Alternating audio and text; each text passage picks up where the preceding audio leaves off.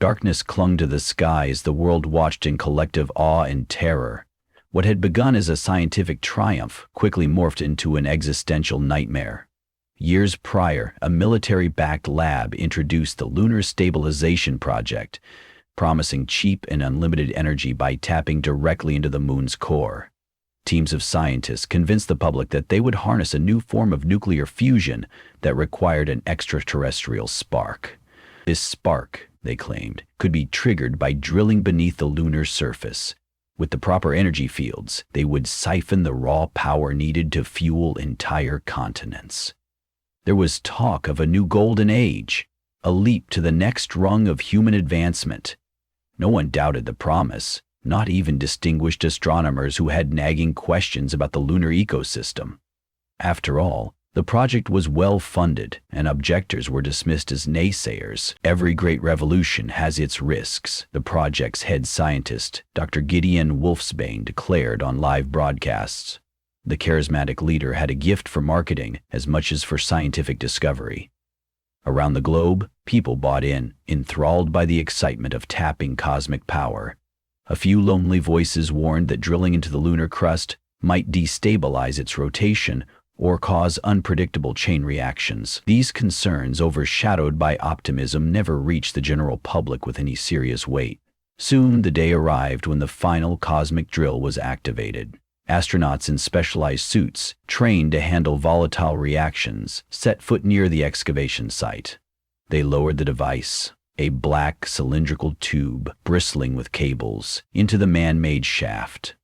Over the next few hours, commands from Earth activated a set of atom-splitting charges from Mission Control. Dr. Wolfsbane and his team monitored data screens feeding instantaneous telemetry. At first, the operation seemed an unqualified success. Initial tests showed a surge of stable energy.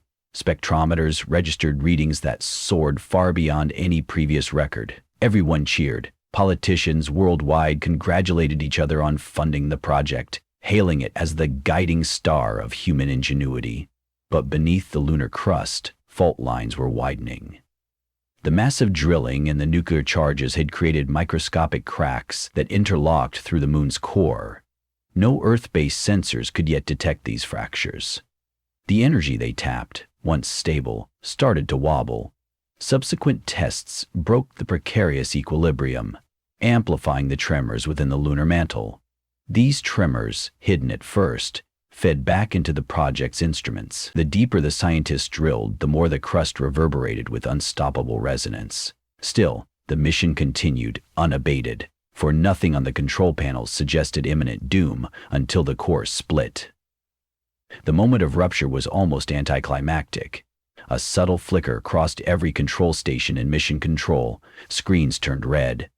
In video streamed from the astronaut crew, the lunar surface suddenly quaked, and the horizon lit up with jagged lines of molten rock. "Pull them out!" someone shouted, but it was too late. The entire feed went dark. As panic seized the controllers, the moon itself fragmented before the eyes of every stargazer on Earth. It didn't split into two equal halves, rather, it shattered into massive slabs and countless smaller shards floating precariously close together in a strange, suspended orbit. Earth's only satellite had become a swirl of broken cosmic debris, each piece large enough to cast murky shadows across the planet. In the following days, scientists tried to contain the repercussions. They scrambled to adjust the satellites that monitored tides. But the fracturing of the moon changed the gravitational balance in ways no one could have fully predicted. Tidal disruptions turned entire coastal areas into death traps. Some regions found their shores permanently pulled back, exposing ocean floors that gave off a stale odor of dead marine life. Elsewhere, raging floods consumed cities and farmland after centuries-old tide patterns mutated. Tornado-like cyclones emerged over open seas without warning, leaving shipping routes dangerous or outright inaccessible. The planet's rotation began to stutter, subtly altering day-night cycles. Clocks lost their universal measure. Sometimes, sunsets would appear hours early or late, rattling people's circadian rhythms and driving many to insomnia or delirium. Panic quickly escalated into social breakdown. Riots flared amid resource shortages. Coastal metropolises like New Amsterdam, Tokyo, and Cape Haven were especially vulnerable as entire neighborhoods became underwater tombs. Governments fell back on martial law to preserve a sense of order, but supply lines collapsed amid confusion and fear. Regions in the continental interiors fared only slightly better. Their farmland wilted from erratic rainfall. Some places suffered relentless drought, while others were battered by unstoppable storms. The global economy shattered just as spectacularly as the moon overhead. No one could rely on old rules or old data. Deprivation set in, driving masses of refugees toward any rumored haven. Amid the chaos, Dr. Wolfsbane vanished from public view. Some believed the military held him responsible, while others circulated rumors he had fled off-grid to an undisclosed bunker. Meanwhile, scientists who remained accessible threw themselves into researching ways to stabilize or even reassemble the moon's fragments. Over time, it became clear that no technology existed that could reverse the catastrophic fracturing. People began to adapt in small ways. They built new dwellings on higher ground, constructed barricades against freak floods, or hoarded food in hidden cellars. But as the moon's gravitational pull now came in erratic surges, each fragment carrying its own tidal tug, no place was truly safe. In the midst of the turmoil rose a renegade project known only as the Lunar Fracture Initiative. Rumors claimed it was led by rogue scientists formerly associated with Wolfsbane. Their supposed goal was to harness each floating fragment's gravitational field separately, to siphon or dampen it on demand. If successful, they might neutralize the destructive push and pull, but resources ran thin, and so did trust. Rival factions suspected the group might worsen the havoc or use the technology for power. Communication networks were so fragmented that no single authority could coordinate effectively. Thus, the initiative conducted tests in secret, traveling the battered planet in unmarked vehicles. From time to time, an old radio broadcast would crackle through storms of static. "Help is coming. We are working to calm the broken moon." Some believed in them. Others feared another catastrophic slip. Elena Hayes, an astrophysicist turned refugee, carried a salvaged Terminus drive that once belonged to the original lunar experiment. She had served under Dr. Wolfsbane and witnessed firsthand the fracturing from the command center. After most of her colleagues disappeared, she survived on the outskirts of collapsed civilization, dedicating herself to documenting the moon's new gravitational fields. She became a wanderer, collecting data from what remained of observatories and carrying them in a weatherproof satchel. When she could, she traded scientific insights for meager supplies. Water, dried food, a cloak for the cold nights. For Elena, it wasn't just survival. She felt an obligation to understand the mechanics behind the broken moon, hoping that knowledge might eventually reverse some of the damage. One late evening, Elena found herself trekking down what used to be a highway near the outskirts of Delta City. The asphalt had cracked in 19 different places, leaving gaping holes every few meters. Moon shards hovered in the sky, half obscured by a perpetual haze. Her handheld device beeped irregularly, picking up sudden spikes in gravitational fluctuations. She recorded the data, then pressed on. The night wind carried an eerie hum, a constant sonic reminder of the disordered tides shifting somewhere off the coast. Every now and then, the moon shards aligned in such a way that massive gravitational pulses swept across the land, toppling weak structures. In the distance, she heard the echo of crumbling concrete, followed by faint screams that blended with the wind. She reached a ruined building that had once been an astronomical research facility. The place looked deserted, but she hoped to find functioning equipment amid the rubble. Inside, the corridors were dark and damp, illuminated only by the flicker of her flashlight. Broken glass and twisted metal littered the floors. On one wall, she saw remnants of a chart detailing the lunar phases, now utterly out of date. She paused, her mind drifting back to a time when people mapped out the moon for romance and curiosity, not survival. A pang of guilt gnawed at her, recalling how she had helped champion the project that led here. After all, she too had once believed that harnessing the moon's core would be humanity's greatest step forward. As she ventured deeper, The flicker of a lamp caught her eye. Illuminated in a side hall was a makeshift lab. Glass beakers, laptops, and small generator units were neatly organized. One figure stood hunched over a large metal console, the same brand of console once used in Dr. Wolfsbane's command center. Elena's breath caught. Was this an outpost of the Lunar Fracture Initiative? She approached carefully, her heart pounding with a mix of hope and caution. The figure turned, revealing an older man with silver hair, and she recognized him from various news feeds. Dr. Corbin Malik, a geophysicist who had once worked under Wolfsbane. He'd been labeled a radical, known for championing ideas that were shelved in favor of the mainstream approach. "You made it," Malik greeted softly, as though he had been expecting her. He gestured toward a battered metal chair. "Sit, please. There's much to discuss." Elena complied, her muscles aching from days of walking. Malik handed her a thermos of lukewarm tea, an unexpected luxury. She took a cautious sip before asking, "What's going on here?" Malik explained he was one of the founders of the Lunar Fracture Initiative. He recounted how, in the days following the shattering, he and a small team escaped the immediate aftermath by taking refuge in remote labs. Now they scoured the remains of scientific outposts to salvage equipment that could help them measure and potentially manipulate the orbit of individual moon fragments. "We believe," he said, tapping on a laptop that displayed a rotating wireframe of debris, "that if we synchronize the fragments' orbits to a single reference point, we can stabilize the gravitational field at least partially. It won't be a perfect fix, but it might avert further cataclysms." Elena listened intently as Malik described a device that would project gravitational counterwaves using the same nuclear fusion principles that once powered the moon drills. "Instead of drilling, we'll be tuning each fragment," he explained. "But to do this, we need data from multiple vantage points around the world. That's why I need people like you. Your research can pinpoint where gravitational anomalies intersect with the largest shards." She realized that the data in her possession, meticulous readings gathered from broken observatories, could be essential to the initiative's work. Part of her pulse quickened with hope. Part of her reeled at the possibility of failure. If this attempt went awry, it could destroy what little remained of stable life. Exhaustion weighed on her, but Elena nodded. She agreed to help, driven by a sense of responsibility to undo what she had once helped set in motion. Over the next few weeks, Elena worked alongside Malik's team. They toiled in shifts, analyzing data, charting orbits, and constructing prototype gravitational dampeners. In that time, Elena learned more about Malik's clandestine communications network.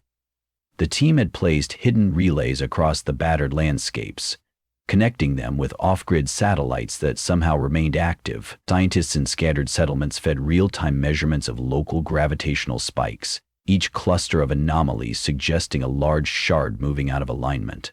Collaborating specialists then used that data to calibrate the counterwave emitters. Each day, hope grew, tempered only by the magnitude of the challenge.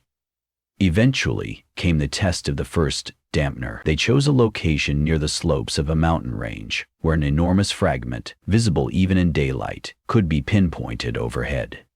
The plan was to fire the dampener at a very low amplitude, enough to detect if the fragment's drift responded to the counterwave.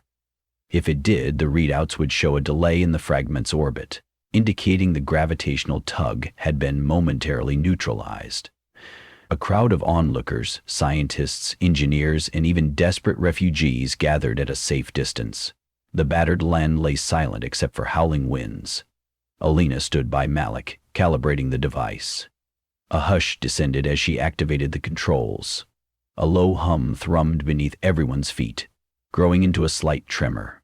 Above, the sky appeared unchanged, the fractured moon shards glistening in fragile stillness. Seconds stretched into a small eternity. Then the emitter died abruptly, red lights blinking in a sign of system failure. Everyone stared at the readouts. No change, no orbit delay. The test was a dud.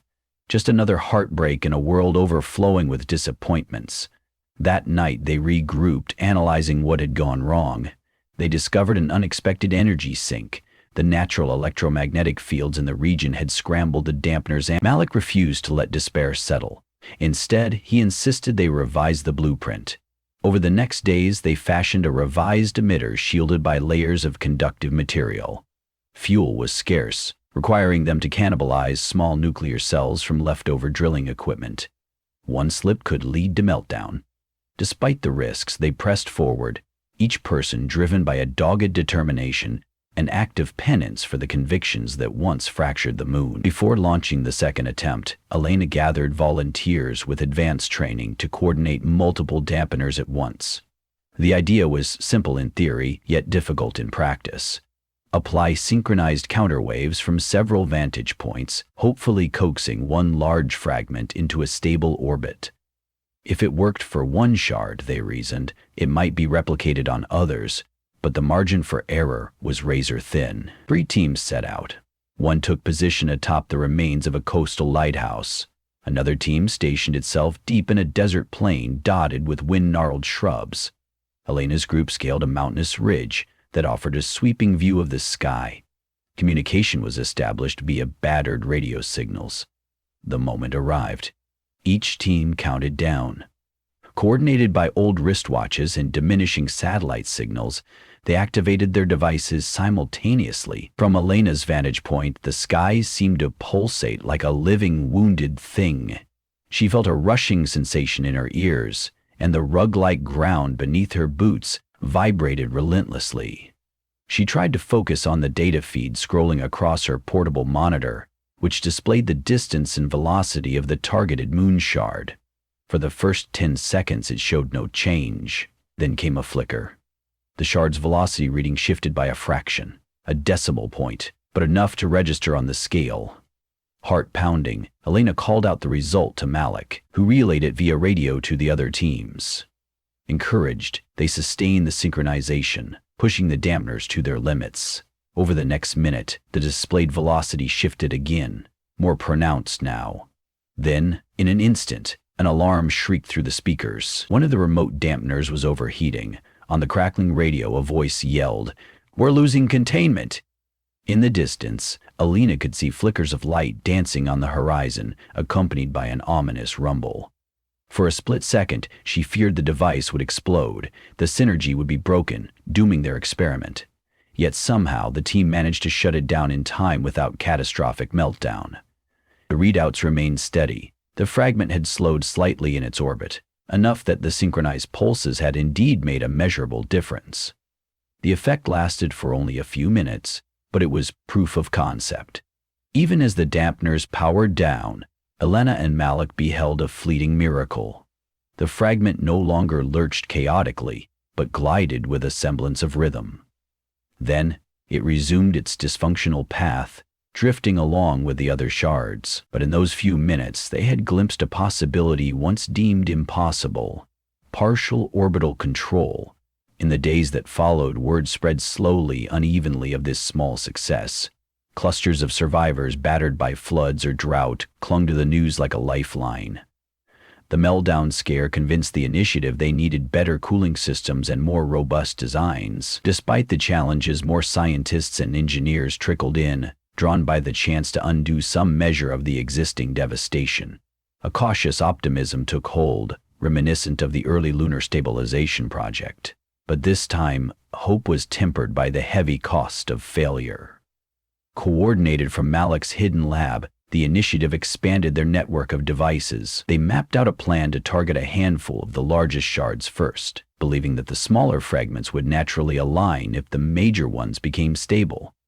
It was, in essence, an attempt to rebuild the moon piece by piece, though not physically rejoining them, at least preventing haphazard collisions and catastrophic tidal surges.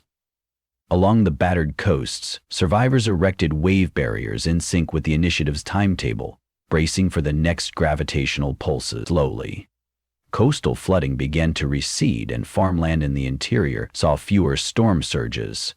Elena's role shifted toward orchestrating communications. Using makeshift relay stations cobbled from old satellites and ham radios, she ensured that each dampener team could adjust frequencies in real time. Late one night, she received an encrypted message from an unknown source. "Your progress is admirable. Beware the illusions of control." Our new age demands humility. She felt a pang of worry that perhaps Dr. Wolfsbane had re-emerged, or that a rival faction was preparing to sabotage them. She shared the message with Malik, whose face darkened. They concluded they should proceed carefully and keep watch for infiltration or sabotage. One fateful evening, the initiative launched its largest synchronized deployment yet. Over a dozen dampeners dotted the globe, each stationed at strategic vantage points. Experts in each location monitored data, while local guards kept watch for bandits or looters. The plan was to run a sustained mission for a full hour.